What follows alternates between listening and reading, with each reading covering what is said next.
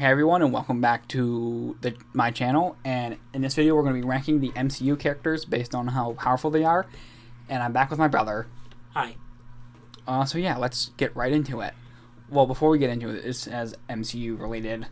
I do have WandaVision reactions, but I have to edit them down. To avoid copyright, and the first 3 episodes are echoey because I didn't know how to record reaction videos, so it was kind of new to me. So I do know how to record them now. So like episode 4 will most likely be not echoey, hopefully. So yeah, now we can get into it. Mantis, D tier. Now she does incapacitate Thanos for a couple of seconds, but the problem is every other character wouldn't allow Mantis to get close. With her being able to incapacitate Thanos, she had for the entire Titan attack force, which is what I'm calling the Avengers that were on Titan. Yeah. And she really doesn't have any showings of martial arts skills. She just really seems to be a average human in terms of fighting skill. But in the comics, she is a martial artist, so hopefully we see that in Thor 4 or Guardians 3. Bucky. I would put him in B. Yeah. B tier. Mainly because he's able to contend with Black Panther. He is also, in terms of speed, really fast, being able to outrun a whole bunch of cars on the highway. He also seems to kind of be on the same level as Cap in terms of fighting ability and skill. Also, he has arguably some of the best weapon systems that isn't made by Tony. Or Rocket. Yeah. Vision, A tier. Just he's powerful, phase shifting, mind. Well, he had the Mind Stone before he died, so Mind Stone blasts. I think I already said that thing phasing. He killed he killed Corvus Glaive, right? Yes. Yeah, Corvus.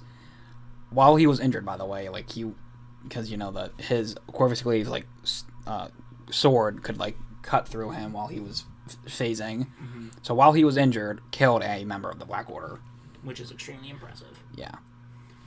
Rocket Raccoon C. Mainly because he has arguably some of the best weapon systems. He also arguably is the second or third best weapon manufacturer out of the group. But if you could get close, you can just smack him away because he is just a raccoon. Yeah. Groot. A tier. Yep, A tier. It's mainly through knowing that Teen Groot should be slightly weaker than Adult Groot, and Teen Groot doing amazingly well against the little beasts that Thanos' army has, and the fact that Teen Groot could pick up a smoldering Stormbreaker head without much problem. Yeah, and he did the ball thing where he could that protected the Guardians. Yeah, I don't remember if it's from the Infinity Stone that they were holding or if it was from falling. I don't remember. Out of the main ship. Yeah, I don't remember. But even if you're falling out of space, you should still be able to be very strong. Okoye. C. Higher than Rocket. Yeah. Because she is a arguably better fighter. Leader of the Dora Milaje. Vibranium Spear. There's really not much else with Okoye. She's just a good fighter. She doesn't have any enhancements. Yeah. Also, D tier means, we like the character, but they really can't do much. C tier is just human level, peak human level in terms of fighting. Yeah. B is enhanced human / superhuman. Yeah. A is super powered, but almost up at S. And S is the top of the verse and could do significant damage to. A lot of the times, if you were an S, you would have done significant damage to Thanos. Right. Captain America with Mjolnir. S. He arguably has better feats with Mjolnir specifically. Also, he is already a trained fighter, and with the shield, it gives him an edge over Thor Mjolnir. Yeah. And you know, did you already mention Thanos? Yeah. Black Widow, B. because she's a spy. We put her under Bucky because she's like not like superhuman like he is, but she can still go toe to toe with a superhuman. So someone with superhuman powers. She was also able to disable Black Panther using her stun guns. Right, and in the Black Widow movie, she will most likely defeat Taskmaster. So yeah, because it's her movie. It's not like she's gonna die in that movie. We already know what happens there. So Ant-Man. Ant-Man. Top of B. The Shrink. There's not a lot of ways that you can get past Giant Man. He was able to catch War Machine mid-flight when he was huge. He also was able to disable Tony in his Mark 42 armor, I believe. And the shrinking and growing discs are extremely versatile. Because if he throws a toy truck or a truck that's turned small and throws it and then turns it big, there's not a lot of characters that could deal with that. Yeah. Thor with also there's like 5 Thors on here, so yeah, this is Thor without his hammer. So at the end of Ragnarok. So end of Ragnarok, A. Beginning of A. He was able to go toe to toe with Hela. He was also he did the most damage against the Hela's army. While dealing with missing an eye as well. Yeah. He also has shown the largest amount of electricity that Thor has ever done. So that's why we put him in A. Black Panther. Rest in peace. Rest in peace, Chadwick Boseman. B. Same level as Bucky. In terms of speed, he was able to catch up with Bucky. Also, him and Cap were running. They on the front lines of Wakanda. They were running to the little not drones, but you know what they mean, like minions of Thanos' army, and they were in the top of the pack, running faster than everyone. And he is able. His vibranium gives him an edge in a lot of fights, mainly due to the fact that he can absorb kinetic energy and dispel it. Yeah. Captain Marvel. S. I would put her weaker than Captain America's because we don't know how good skilled of a fighter she is. But in terms of pure power, she was able to take down a command ship in Endgame, and she was able to hold back Thanos for a short amount of time. And then she got hit with a Power Stone, and yeah, broke her defenses. Yeah. Celestial Peter Quill. I think that's what that's supposed to be. Yeah. Or that might be Ego. Who knows? I don't know. There seems to be mainly heroes. Guys, but... Yeah. Well, Loki's there, but he's not going to be a good guy. But I would say A. So the biggest problem with Star-Lord Celestials we put him here or we put him above Groot. So we don't really see a lot of Celestial Star-Lord, but from what we see of him, he's able to go up against Ego, who is his father, controlling the planet around him, mm-hmm. and he's able to defeat Ego, which is extremely impressive. But because we see a lot more feats of Vision and Thor, that's why we put them above. Yondu. C. Yes, because his literal only power is his arrow, and it's good, but it's just not that fast, and he also only has 2 movies to really show how powerful he is. Yeah. Hopefully Kraglin can show how powerful the arrow can be. Yeah. Hawkeye. B. Right on the same level as Black Widow. They have the same amount of training. They go toe to toe, like they're equal on Vormir. Hawkeye has also never missed a shot with his arrow, from what I remember.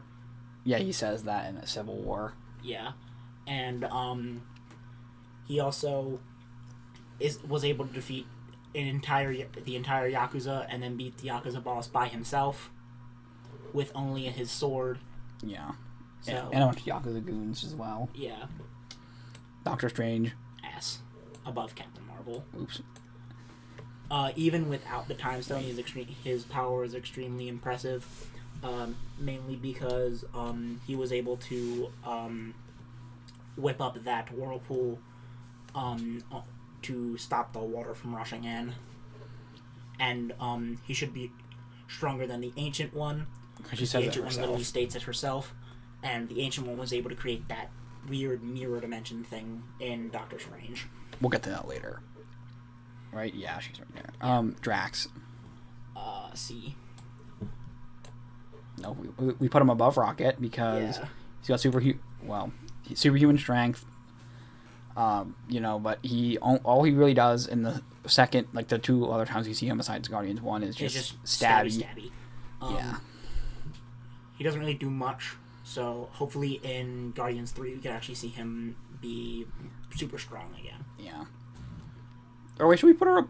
Above Okoye. Because he's got super strength, so... But she would still probably kick his ass, but still, he's got super strength, from what we know. Fat Thor. Fat Thor below Ragnarok Thor. I say this because he would not be in his physical prime. That's mainly it. Yeah, but he can lift 2 hammers. So can he. He's Ragnarok Thor is still worthy. Yeah, but Fat Thor also, but he also hit Thanos. Like he's dealt damage to Thanos. Yeah, so did that version of Thor. This one. Well, not that version, but there's nothing significantly different between Stormbreaker Thor and that Thor. No. Yeah, in my opinion. He wouldn't be in physical shape. So doesn't matter. He's still strong. War Machine. Top of B. Or Ant-Man is higher. Yes, because he can grab him out of midair. He's got bombs. He bombed the perimeter of Wakanda. Wakanda, yeah. His weapons, as he said, his weapon systems are probably like the third or second best. He also, the problem is that he gets affected by EMP the most. Because of his legs. Legs and the armor. Yeah. Oh, yeah. Okay, Wasp. B. Above Ant-Man. Yeah. She's a better martial artist, can fly. Also, her stingers give her a range. Yeah. But we're not sure if she can grow. I mean, in the Lego game she can, but I think that's just mechanics, but it would make sense if she can, but I don't know in the comics if she can or not. I don't think she can. Gamora, same level as Bucky. Or lower or higher? That works. She was trained by Thanos. She's able to completely bully Nebula on every single one of her fights with her. Wait, Nebula's not on this list. And Nebula's barely a hero. She's literally a good guy in both Infinity War and Endgame. Yeah, but next up, Baby Groot. Or Teen Groot, sorry. Teen Groot. Top of B. Mainly because, as we said, his showing... He's a part of Storm... War, lifting up Stormbreakers. He's a part of Stormbreaker, so technically he helped cut Thanos' head off. Technically. But being able to take on the molten metal of Stormbreaker is pretty impressive. Yeah. Heimdall. The problem with Heimdall is we don't really see any combative feats, but because he is an Asgardian, we put him... in the middle of C. I'd put him above Drax. Really? Yeah. I mean... Yeah. I technically believe whether we should put him above, right next to Bucky, but... Yeah, yeah. I mean, he does have all-seeing powers, so... Yeah, so above Bucky. Yeah. Oh, well, yeah. Well, yeah. Yeah. Stormbreaker Thor. S. That's not Stormbreaker Thor. I picked up the wrong one. Why? Right here. Yeah. Stormbreaker Thor, because he took all 6 of the Infinity Stones were shot at Thor, and Thor's Stormbreaker cut through the entire beam and was able to cut off Thanos' head. And he should be in his physical prime. So the Infinity Stones are space, time, mind, soul, reality, power. Okay, yeah, there are 6. I thought that was 5. Regular Steve. Above Bucky. Yeah. Because I would consider all three of them on the same level. Yeah. Mainly because he is a super soldier. His vibranium shield is extremely useful. It's just that he doesn't have really like superpowers. Yeah. Falcon, he's like B, right? Yeah. He's above. Wait, where do we put? We put him. Where should we put him? I'd put him like right there. Right above, because he has. Because of the height advantage. Yeah. That's basically it, and he'll probably be higher because he's got a shield now. He becomes Cap. Yeah. Well. Yeah, he becomes Cap. Anthony Mackie said we see who becomes Cap by the end of Falcon and the Winter Soldier. He's gonna become Cap. What if it's Bucky? Everyone feel right. Scarlet Witch. S. Strongest. Not only does she have reality warping powers, she also arguably did the best against Thanos. Even Kevin Feige says she's the best Avenger. Yeah. She's the strongest, so... Heimdall, S. That is not Heimdall, that's Odin. That is Odin. Odin doesn't have a lot of feats, but he was the person who trained Thor. He is the Allfather. He has Odin Force. Yeah. Bleeding Edge. Not Bleeding Edge. Nano, Mark 85, I think. 84. Yeah. Whatever. That's for the Infinity War Endgame version of Iron Man. He was able to injure a stoned Thanos. Not stoned, but like with the gauntlet, not high. Yeah, but you said stoned. Yeah, you know what I mean. He had the reality, power, and space stone, so he would most likely be buffed. And time. No, he didn't. He went there for time. He had reality. Ryan, that when he scratched Thanos, that's when he got stabbed by Thanos. That's when Thanos was about to peace out. Oh yeah. So he had all 5, and then. Oh yeah. So, well, should we put him here, not above? Yeah. All right, let's put him below Captain Marvel and Odin. I mean, not below Odin, but above Odin, because he got more feats. Ragnarok 4. Without powers, just him in the arena, I believe. Yeah. Right? When he didn't believe he could use his lightning without Mjolnir. All right. So, top of B. Mainly because he was able to put on quite a deal of work against Hulk. Granted, Hulk was beating him down, but he was still able to survive those hits. Yeah. And he wasn't really trying, to be honest. Yes, he was. Because he thought he was the strongest, but he's obviously not. Where's Mjolnir Thor? Yeah, Avengers Thor. Right above Groot. This Groot? Or this Groot? Adult Groot. Okay, I was gonna say. That didn't look right. Mainly because he was able to destroy that Destroyer in Thor 1. He was able to go up against Malekith in Thor 2. He was able to completely disable Tony in his Mark 7 or Mark 6 suit in Avengers.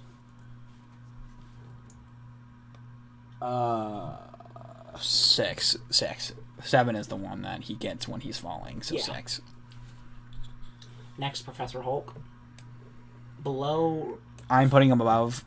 I think below... Thor, but I'm putting him above because... Yeah, you can argue... It's an argument to be made, Rover. I put him above Thor with no powers because he took the Infinity Gauntlet with only losing an arm. So...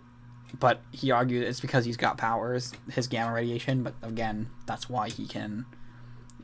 no powers Thor, when he's just like this, definitely could not take the power of... the Infinity Gauntlet. Because he would die. Because he's not a god, he's an alien. But that's based on durability, not pure fighting ability. And Hulk's durability is bigger. In my opinion, is better. Pietro. D. He technically shouldn't be in D. Well, actually, no, we put him in C, didn't we? Yeah. We put him in the highest in C because he can outspeed all of them, but he didn't outspeed those bullets, but, he's still super fast. It's mainly just because of plot-induced stupidity and a bunch of other things. Yeah. Realistically, if this was X-Men Quicksilver, he would be in, top of B. Yeah. Or below A. Yeah. Loki. In that same vein of Professor Hulk and depowered Thor. Here or below.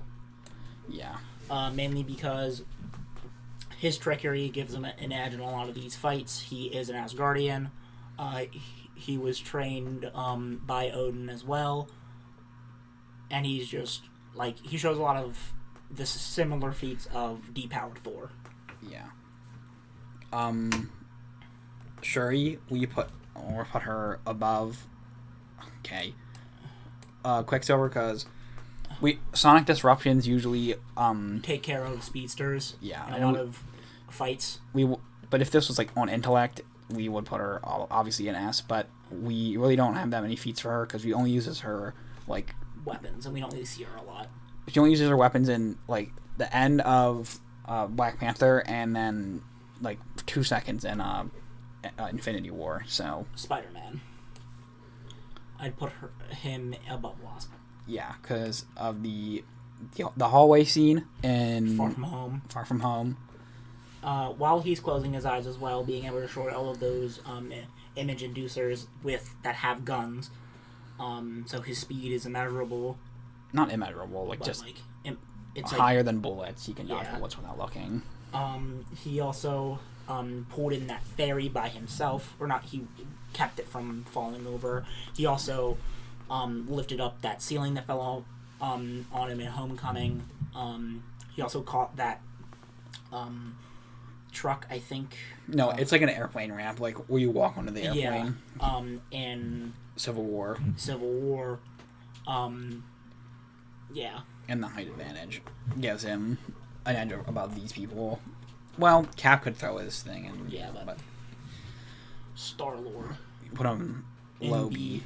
Mainly because he is just a guy with jet boots and blasters, and the height advantage doesn't really matter for specifically Star-Lord because he just has regular human durability. So one well-placed shot from either Black Widow's stun guns and regular guns and Hawkeye's arrows, Star-Lord is going down. Hawk. Or Ragnarok Hawk. Above Groot. He was able to bully a depowered Thor. He was also able to one-shot the Fenris Wolf. Not one-shot, but... Yeah. He did take out the... He did one-punch the Chitauri snake. Yeah. He did one-punch that thing and killed it. Yeah. He was also able to, noticeably, push down Surtur in Ragnarok. Wait, when did he do that?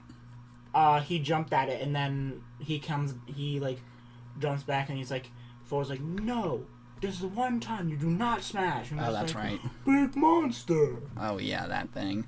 Ancient One, right below, Doctor Strange.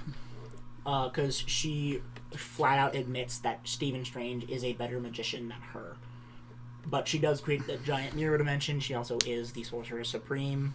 So that's why we put her an S. Yeah, she also did the building bend thing. Yeah. Wong. I would put him in the same level as either below Baby Groot or above Baby Groot. You mean Teen Groot? Yeah. I'll put him above because he is a sorcerer. So he is a sorcerer. He also was the one who created all those portals to get the Avengers to not Avengers, but just all those people to the final battle in Endgame. Yeah. He also was able to use his portal to cut off what's the guy? Call Obsidian's. Yeah. Valkyrie. Same level as the Ragnarok squad. She cut open the. She also one-shotted the Chitauri snake. Yeah. Also, she did well against the army in Ragnarok as well. She is also a Valkyrie and the King of Asgard. Yeah. So yeah, this is our tier list. We already ranked who's stronger by pushing them over like that. So yeah, I'll put all my links in the description. I'll put his in the description. That we'll have more tier lists coming up. And this is our opinions through watching the movies. And if you have any things you would change, put it down in the comments below, because this is, again, our opinion. And, yeah. That's the end. Don't forget to subscribe and like. And see you next time. Bye. Peace.